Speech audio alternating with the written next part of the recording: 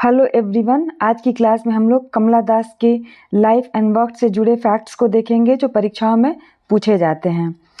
कमला दास का जन्म 31 मार्च 1934 को पुन्नयूरकुलम, जो कि केरला में एक गांव है, वहां पे हुआ था और ये अपने माँ बाप के 5 संतानों में से तीसरी नंबर की संतान थी। कमला दास अपना करियर मलयाली पोएटिस के रूप में शुरू उन्होंने किया था और उसमें उन्होंने अपना नाम माधवी कुट्टी रखा था और केरला से उन्होंने अपने करियर की शुरुआत की थी। She also change her name as Kamala Suraiyya. जब उन्होंने इस्लाम धर्म को अपना लिया था, इस्लाम धर्म में परिवर्तित कर लिया था खुद को, तो उन्होंने अपना नाम कमला सुरैया कर लिया था और इस्लाम को इन्होंने अपनाया था 1999 में। She was a bilingual writer. वो 2 भाषाओं में लिखने वाली थी, एक तो मलयालम में लिखती थी और दूसरी लैंग्वेज जो थी वो इंग्लिश थी। बहुत ही अच्छे हाई स्टेटस की फैमिली में उनका जन्म हुआ था। उनकी माँ जो थी नालापति बालामणि अम्मा, वो खुद भी एक मलयाली पोएटिस थी, काफ़ी फेमस थी। और उनके पिता वीएम नायर एक जर्नलिस्ट और एक ऑटोमोबाइल कंपनी में एग्जीक्यूटिव के रूप में भी काम करते थे। और जब उन्होंने शुरू किया था 14 साल की बहुत ही कम उम्र में उन्होंने अपना पहला स्टोरी पब्लिश किया था और अपने लिखने के लिए इंस्पिरेशन उनको अपने माँ के साथ साथ अपने अंकल, जो कि फेम्ड राइटर नालापति नारायण मेनन थे, उनसे भी मिला था। She got married to Madhava Das at the age of 15, जो कि एक बैंक ऑफिशियल थे और उनके 3 बच्चे थे।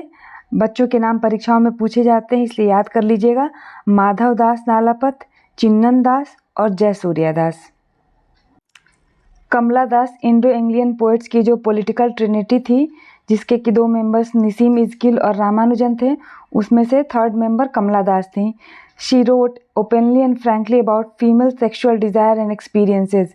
इन्होंने महिलाओं के बारे में, उनके एक्सपीरियंसेस के बारे में बहुत ही खुलकर लिखा है हर जगह पर। Her poems are a kind of psychological striptease. It seems that she writes for therapeutic purposes. Her own self is at the very center of 3 anthologies of poetry.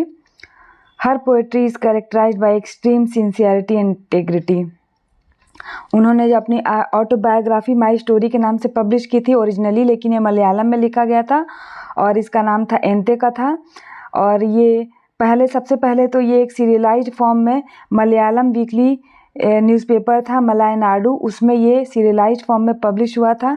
बाद में उसको एंते कथा नाम दे करके 1973 में एक बुक के रूप में पब्लिश किया गया था और ये इतना ज़्यादा फेमस हुआ था वहाँ पे कि इसको 14 डिफरेंट लैंग्वेजेज में वर्ल्ड के इसको ट्रांसलेट किया गया और इसको पब्लिश किया गया।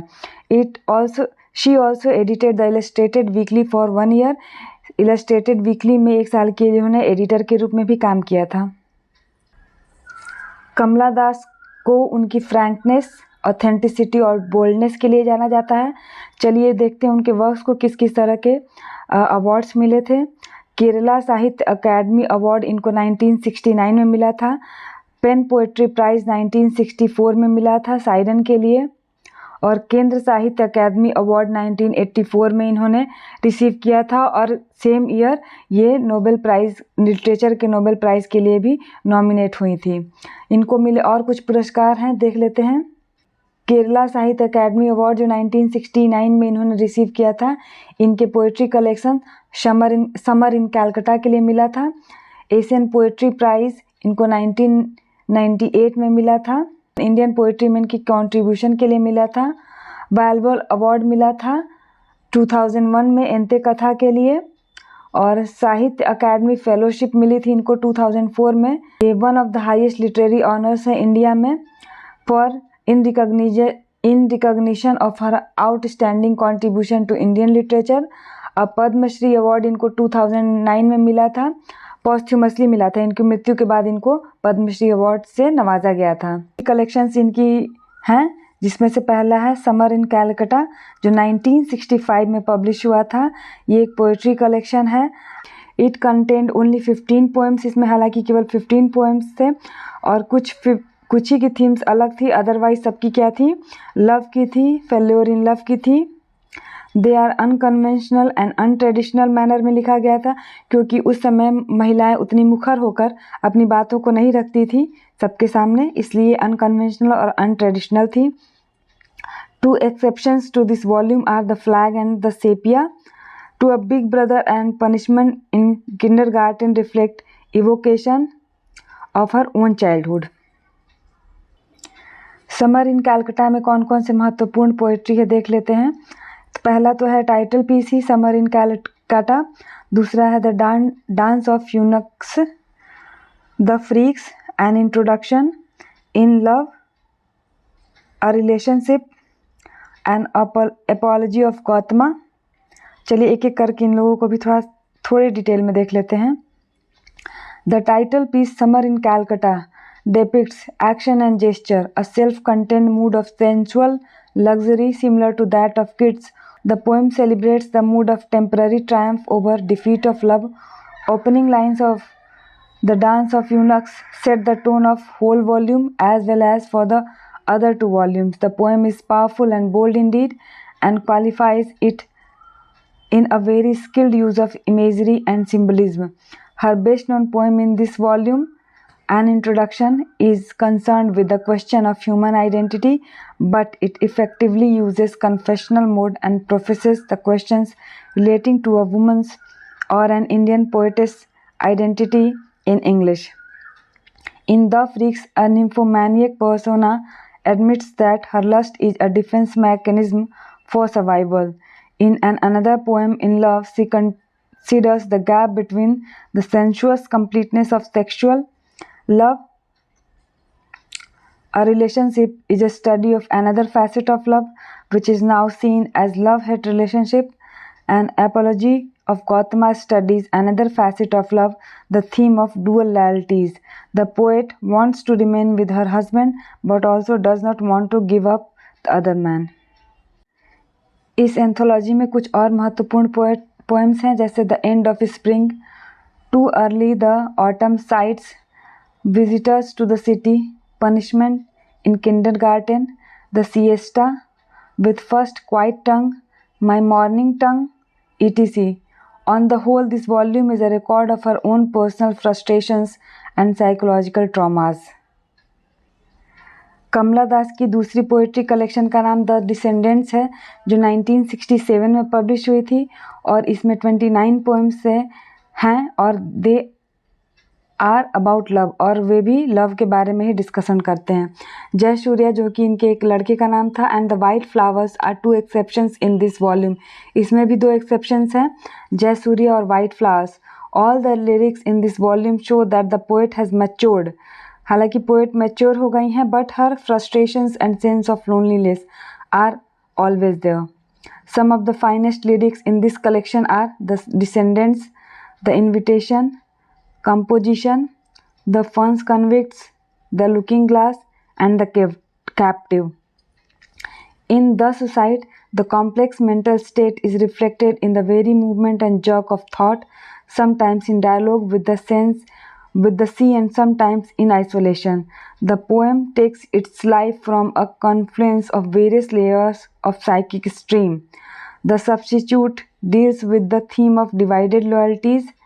Jai Surya can be said as one of the finest lyrics of this volume because it captivates feminine sensibility and beautifully expresses mother's love for her unborn child. This volume displays greater artistic maturity and control. In The Substitutes, the theme of divided loyalties finds a more intensive treatment. Third poetry collection था the old play house and other poems, जो 1973 में publish हुआ था। There are only 13 new poems. इसमें केवल 13 ही नए poems जोड़े गए थे और 20 जो हैं पुराने प्रीवियस के 2 वॉल्यूम्स से लिए गए थे। The love theme which was treated differently in previous volume takes an entirely new dimension and shows artistic maturity. अब इस वाले कलेक्शन ऑफ पोएट्री में इनकी मैच्योरिटी हम लोगों को काफ़ी हद तक दिखती है। Further, the poem of the volume reveal the poet's preoccupation with death and decay, not noticeable in earlier volumes. The poem The Old Playhouse shows the poet's protest against domination of male and dwarfing of female. It depicts her enchantment with her married life and its disastrous consequences on her life. In The Heritance, she deals with the hatred and intolerance that goes in the name of religion. She says that man has inherited is not love but hatred. The blood is autobiographical and marked by a wistful nostalgia. It conveys the poet's love for her grandmother and her old house. In the Stone Age, she addresses her husband in a satirical manner. She blames her husband for ruining her life and also conveys the truth that exclusive lust ultimately leads to lifelessness. Through poems Radha Krishna and Vrindavan, she tries to find out an objective correlative for her own love longings. Through these, she tries to identify herself with Radha and Mirabai in search of true or eternal love. Poetry के क्षेत्र में इनके महान योगदान के लिए इनको title दिया गया है the mother of modern Indian English poetry. She has also been compared with Sylvia Plath because of the confessional style of her writing. Sylvia Plath से इनका कंपैरिजन किया जाता है क्योंकि कन्फेशनल स्टाइल में बहुत लिखती हैं. She dare to use her voice to express her experiences of the feminine sensibility. यहाँ पर कुछ इम्पॉर्टेंट क्रिटिक्स के कोट्स हैं जो कमला दास के वर्स के बारे में उन लोगों ने अपने पॉइंट ऑफ व्यू रखे हैं. के सच्चिदानंदन ने कहा है, Sachidanandan is a prominent Indian poet, critic and translator and has been a vocal critic of Kamala Das' work. He has argued that her poetry lacks depth and complexity and that her style is often repetitive and cliched. C.D. नरसिम्हैया क्या कहते हैं, ये भी कमला Das work. While he praises her for her frankness and honesty, he also criticized her for her lack of social and political engagement in her poetry. Uma Parameswaran क्या कहते हैं, she has argued that Kamala Das poetry is too focused on the self and lacks a wider perspective on society and culture. K.R. Srinivas Iyengar कहते हैं, he criticized Kamala Das work for its lack of formal structure and its tendency towards melodrama. जी शंकर कुरूप, ये भी बहुत बड़े Indian poet और academician है. He also criticized her for her use of explicit language and her tendency towards sensationalism in her writing. कमला दास की life and work से जुड़े कुछ महत्वपूर्ण प्रश्नोत्तर देख लेते हैं. What was Kamala Das' original name? Kamala Das' original name was Kamala Suraiya. In which year did Kamala Das win the Sahitya Academy Award? She won it in 1985 for her work Collected Poems. Which language did Kamala Das primarily write in? वो bilingual writer थी, English और मलयालम में लिखती थी और इनके autobiography का नाम था माई स्टोरी और ओरिजिनल मलयालम में था, इसको एंते कथा नाम से पब्लिश किया गया था 1973 में. Which of Kamala Das' work is collection of short stories? The Padmavati, Harlot and Other Stories is a collection of short stories by Kamala Das. Padmavati, The Harlot and Other Stories, याद कर लीजिएगा. In which year did Kamala Das pass away? She passed away on 31st May 2009. Which of Kamala Das' poem is also known as The Dance of Eunuchs?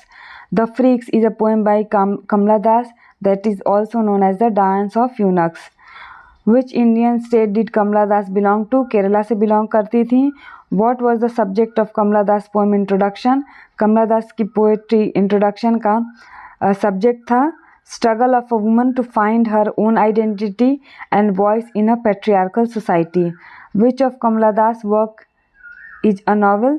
All About H. Hatter is a novel by Kamala Das. What was the pen name used by Kamala Das for her English language works?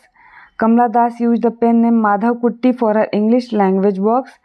What was the title of Kamala Das' first poetry collection in English?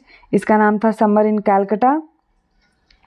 इनका जन्म पूछ रहा है तो 31 मार्च 1934 को हुआ था और मृत्यु हुई थी 31 मई 2009 को.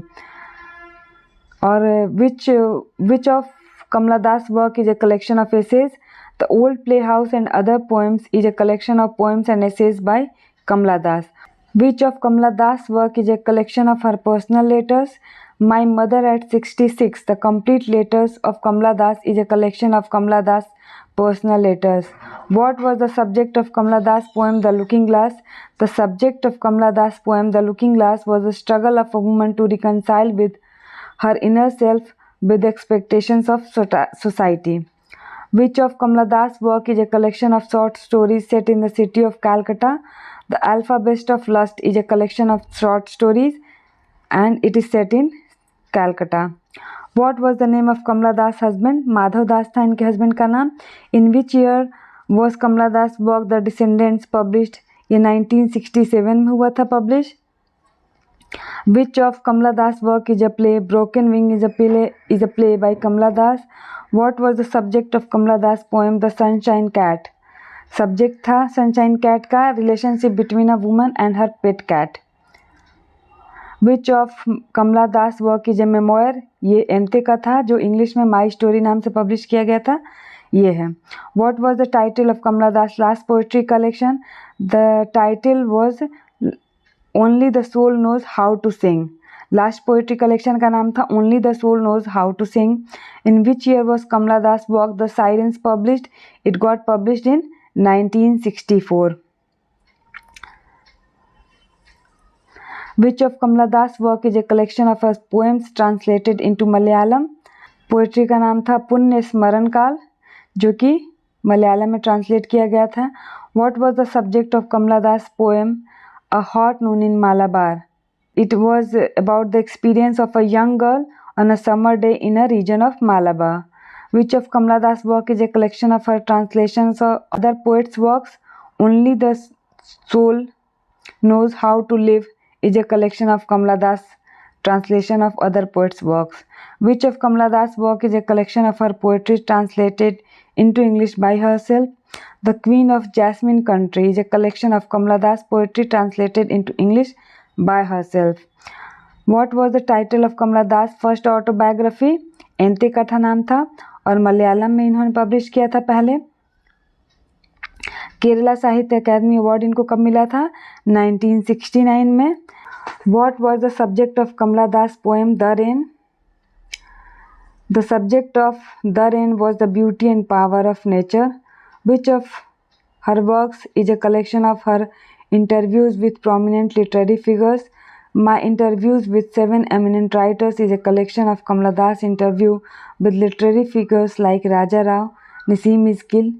In which year was Kamala Das' work The Descendants translated into English? ये 1996 में ट्रांसलेट किया गया था इंग्लिश में. What was the subject of Kamala Das' poem Annamalai? Was about the beauty and mystique of the Annamalai hills in Tamil Nadu. Which of Kamala Das' work is a collection of her poems and essays on feminism? My Story, My Life, Kamala Das' autobiographical narratives and feminism is a collection of Kamala Das' poems and essays on feminism. Which of Kamala Das' work is a collection of her poems written in English? Only the Soul Knows How to Sing. Vayalar award Kamala Das को मिला था 2004 में. The looking glass का subject है speaker self exploration and realization of her own identity. Which of Kamala Das work is a collection of her poems translated into Hindi. ये पंचवटी नाम था उसका. In which year was Kamala Das work Padmavati the harlot and other stories published? It got published in 1992. What was the subject of Kamala Das' poem The Old Playhouse? The subject of Kamala Das' poem The Old Playhouse was the oppressive nature of traditional gender roles and the struggle for female empowerment. Which of Kamala Das' work is a collection of her essays on various social and cultural issues? My Mother at 66 and Other Stories is a collection of Kamala Das essays on various social and cultural issues. In which year was Kamala Das awarded the Asian Poetry Prize? 1998 में मिला था. Dance of eunuchs का subject क्या है? Subject है social and cultural marginalisation of the eunuchs in Indian society. Which of Kamala Das' work is a collection of her poems and essays on spirituality and religion? Sirens है a selection of Kamala Das' poems and essays on religion and mysticism. Which of Kamala Das' work is a collection of her short story? Thanuppu is a collection of Kamala Das' short story in Malayalam. साहित्य academy award इनको 1985 में collected poems के लिए मिला था। Forest fire का subject है destructive power of nature and its impact on human lives. Which of Kamala Das' work is a translation of her poems translated into Bengali? Nirupama is a collection of Kamala Das' poems translated into Bengali.